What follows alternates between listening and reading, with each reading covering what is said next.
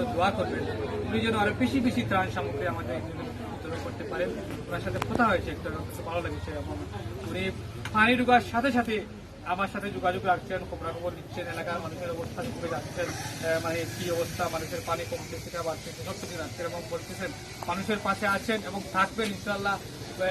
তিনি কিছু ত্রাণ এখানে ব্যবস্থা করে দিয়েছেন আপনাদেরকে, আপনারা আশ্বস্ত থাকবেন, উনি আরো দেবেন আপনাদের, আমাকে আশ্বস্ত করেছেন যে আরো দেবেন আর সামনে দিয়ে আরো কিছু তারা আপনাদের জন্য ব্যবস্থা করে দেবেন। আপনারা সবাই ভালো থাকেন, আপনারা জানেন, দোয়া করবেন আমরা যেন এই দুর্যোগ থেকে কাটিয়ে উঠতে পারি। দেখেন দুর্যোগ কিন্তু এই আমাকে যেখানে 122 বছরের মধ্যে এরকম বন্যা কিন্তু আমাদের সিলেট অঞ্চলে হয় নাই। আমরা দেখেছেন এই 15 তারিখ থেকে যে ভয়াবহ বন্যা, অসংখ্য ধন্যবাদ জানাই যুব সমাজ এখানে অনেক কাজ করে কষ্ট করেছে। এই দুবাই ত্রাণ সামগ্রী যারা কষ্ট করেছে তাদেরকে ধন্যবাদ জানাই। যুব সমাজ যেভাবে এগিয়ে আসে আমরা চাই প্রতিটি যুব সমাজ যেভাবে এগিয়ে আসুক এবং সমাজের সেবায় সব সময় নিয়োজিত থাকুক, সেই সময় আপনাদের সবার ধন্যবাদ।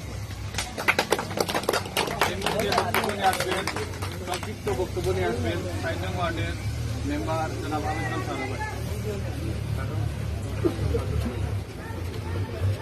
মানবতার ফেরিওয়ালা বিশিষ্ট সমাজসেবী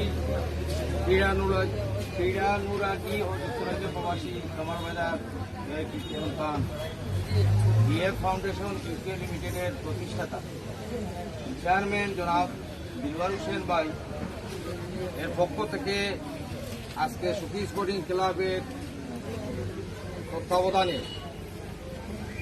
গরিব দুঃখী মেহনতিদের বিতরণী সভার সম্মানিত সভাপতি এবং বিশেষ অতিথি সহ আমার প্রাণ প্রিয় মা ও বোনেরা, যুব সমাজ, আমি সর্বপ্রথম আপনাদেরকে জানাই আমার পক্ষ থেকে আসসালামু আলাইকুম রহমতুল্লাহি ওয়া বারাকাতুহু।